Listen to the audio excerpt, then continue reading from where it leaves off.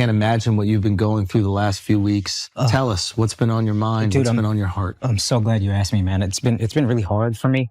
Hard Wait, for you? Oh my God! Oh my God! Jasleen is in the building. She wants vengeance. What is loud? What was that? His dick smells. No, but for real, you got a stink dick husband sleeping on the floor. like, what's wrong with you, man? These narratives, you will call your wife a gold digger and a whore and all these other things.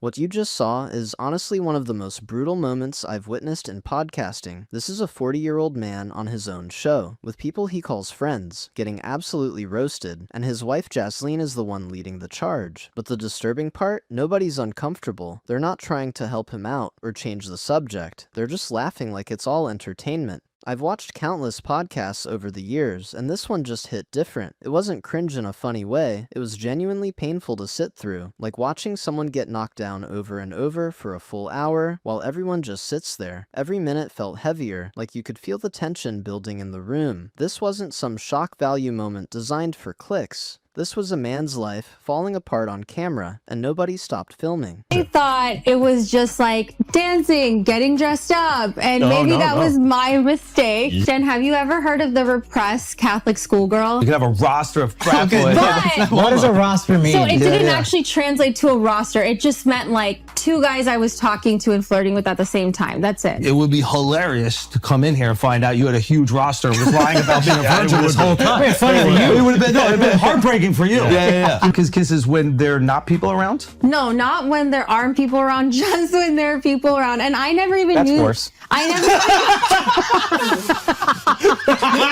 It's like the repressed Indian girl thing where it's like I get a little bashful. I do get a little shy, despite what the internet thinks. I just know that Nav's dick is like at least 10 inches. For the past month, Akaash Singh has been at the center of an absolute internet storm, and here's what makes this different from typical online drama. It's not coming from random haters or trolls, it's coming from inside his own home. His wife Jasleen has been sharing deeply personal details about their relationship online, the kind of intimate information most people wouldn't even tell their closest friends. Once she opened that door, there was no closing it back up. The internet had all the ammunition it needed.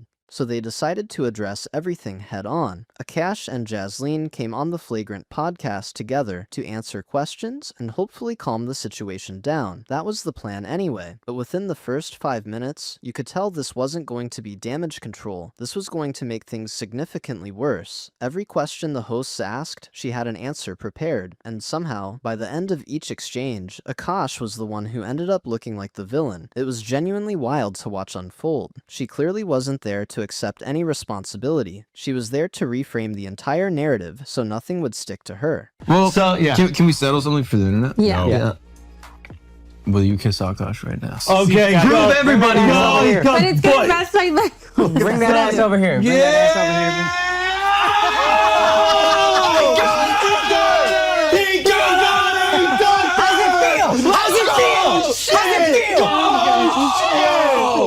Oh, shit! My dude, right.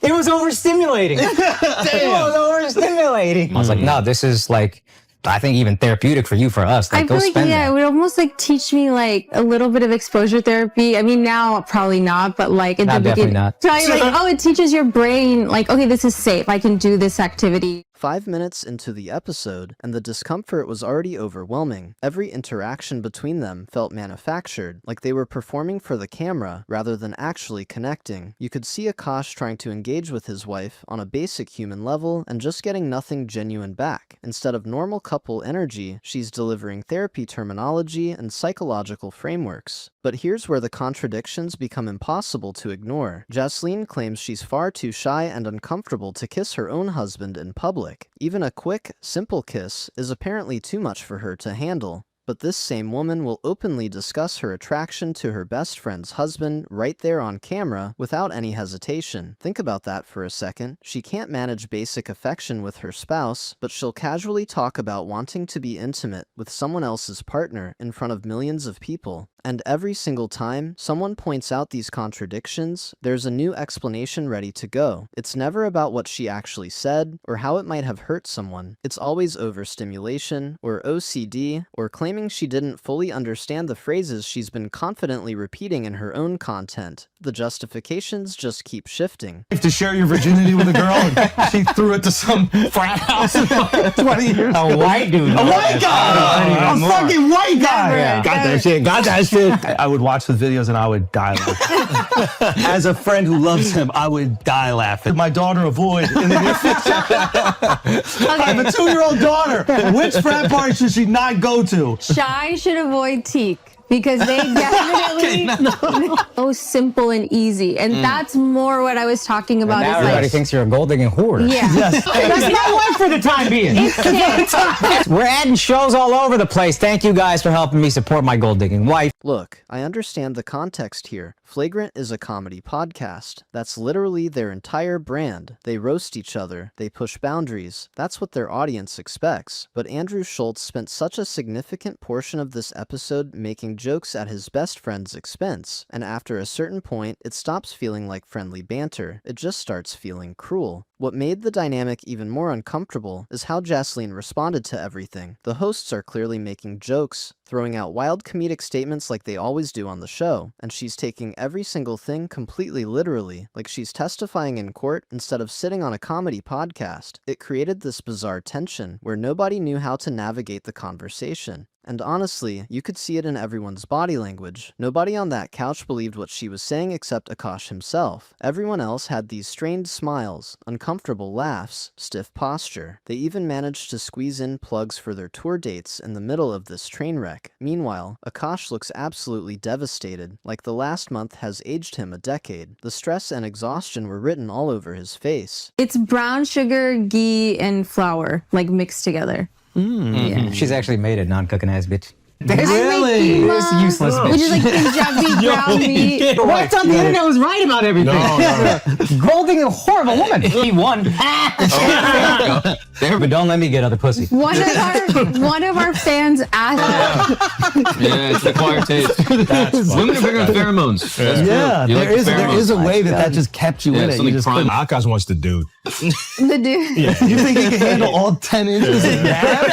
You think you can take Nav down? Shout out Nav, bro. Yes. Shout out Nav, you fucking homewrecker.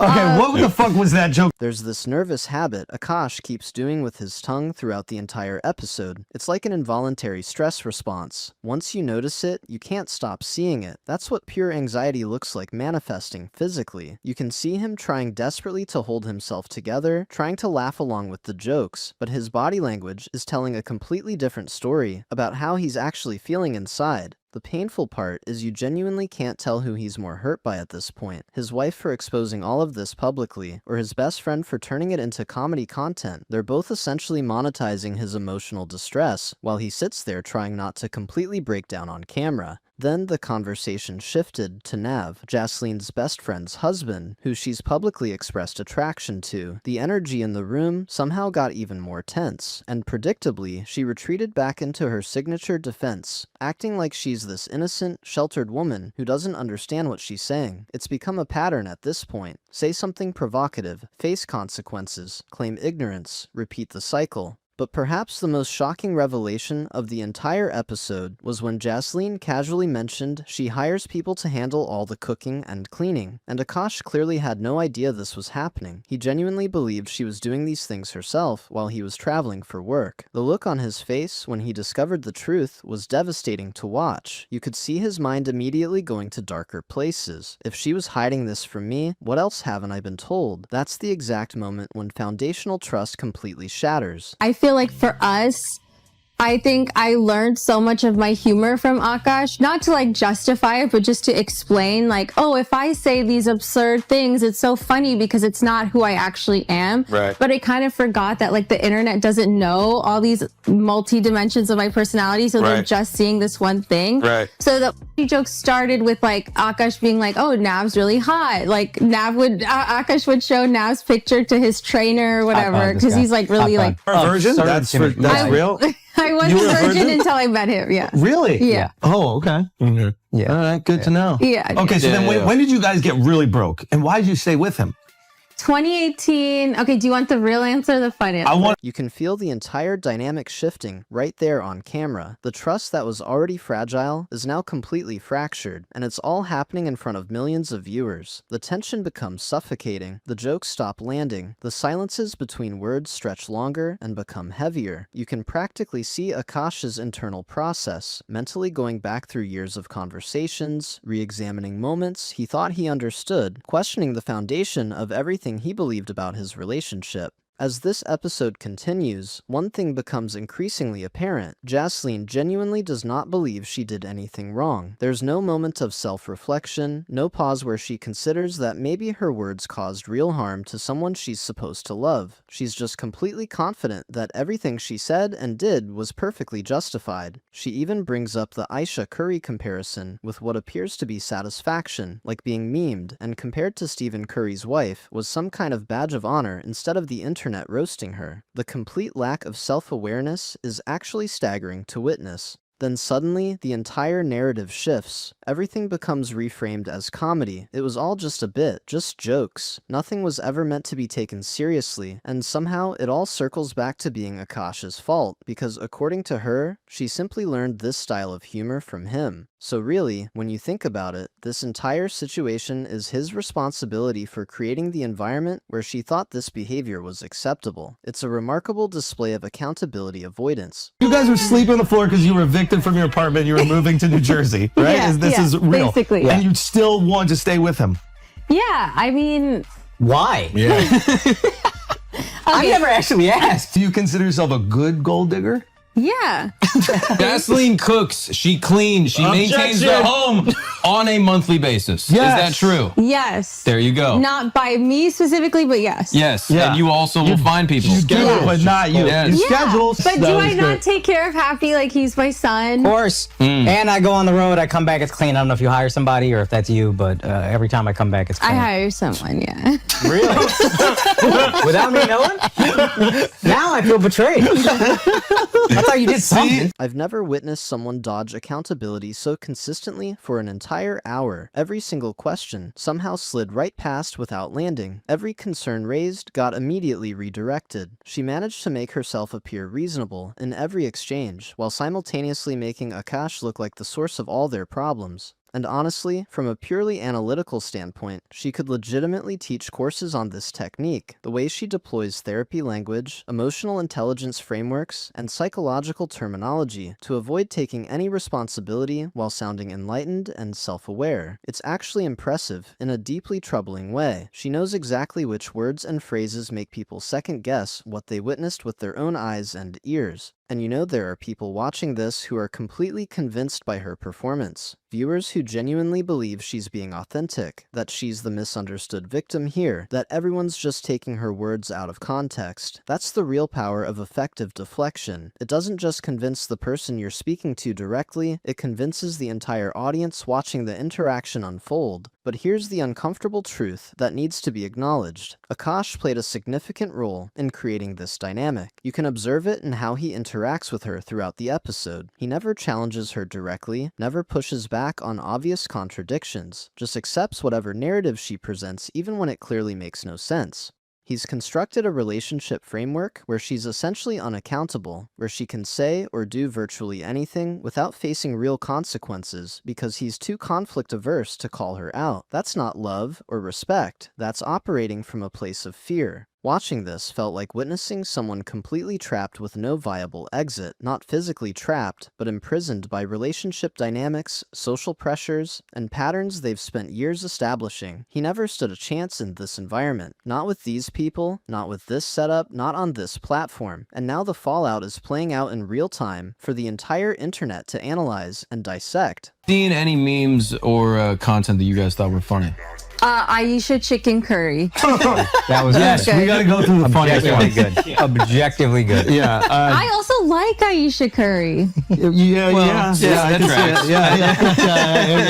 tracks. Dig in the hole again, You're presenting this version of yourself online that's not true. But you're actually a trad wife.